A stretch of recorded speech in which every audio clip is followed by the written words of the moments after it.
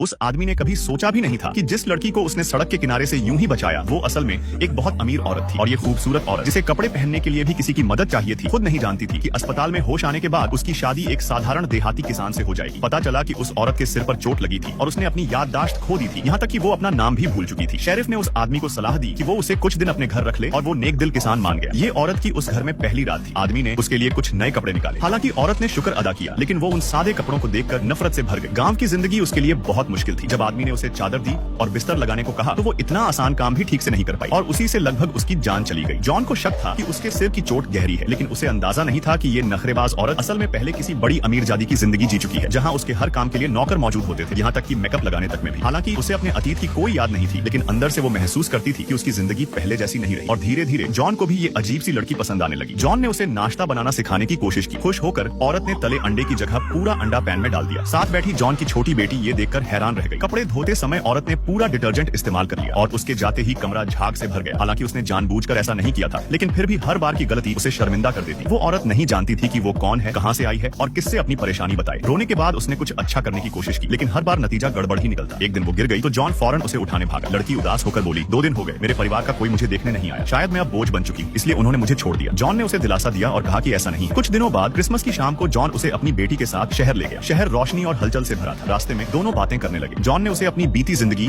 और अपनी पत्नी की मौत के बारे में बताया। वो पहले एक सराय छोटा होटल चलाते थे जो अब लगभग बंद होने की कगार पर थी, लेकिन जॉन उसे छोड़ना नहीं चाहता था क्योंकि उसमें उसकी बहुत सी यादें थी। उसकी बातें सुनकर औरत की आंखें नम हो गई। घूमते फिरते जॉन ने उसे एक गिफ्ट दिया, एक छोटी सी क्रिस्टल बॉल। पहली नजर में ही वो उसे पसंद आ गई और उसी पल उसके अंदर कुछ यादें हल्की हल्की जागने लगी। भीड़ के बीच खड़े होकर दोनों ने साथ में क्रिसमस का जश्न मनाया। जैसे ही उलटी गिनती 3, 2, 1 खत्म हुई और ट्री की लाइट्स जली, दोनों के चेहरों पर सुकून था। रात को घर पहुंचने पर लड़की ने बताया कि क्रिस्टल बॉल देखकर उसे अपनी माँ की हल्की याद आई है। जॉन खुश था, लेकिन थोड़ा डर भी गया क्योंकि उसे लगने लगा था कि जैसे जैसे वो यादें लौटेंगी शायद वो उसे छोड़कर चली जाएगी। कुछ ही दिनों में दोनों एक दूसरे के करीब आ गए। प्यार धीरे धीरे पनपने लगा। अब वो औरत जिंदगी से भागने के बजाय उसे अपनाने लगी थी। बिस्तर लगाना अब उसके लिए आसान हो गया था और खाना बनाना भी उसने धीरे धीरे सीख लिया था। जॉन की माँ भी उसके इस बदलाव को देखकर हैरान थी। वो औरत अब इस छोटे से घर और गांव की सादगी से मोहब्बत करने लगी थी। एक दिन जॉन उसे एक चैरिटी इवेंट में ले गया जहां वो बच्चों के लिए खिलौने बांट रहे थे। वो भी वहां मदद करने लगी। हालांकि उसका काम थोड़ा बिखरा हुआ था, फिर भी सब लोग उसकी तारीफ करने लगे। एक बुजुर्ग औरत ने उसे बताया कि जॉन बहुत नेक इंसान है जो हमेशा दूसरों की मदद करता है।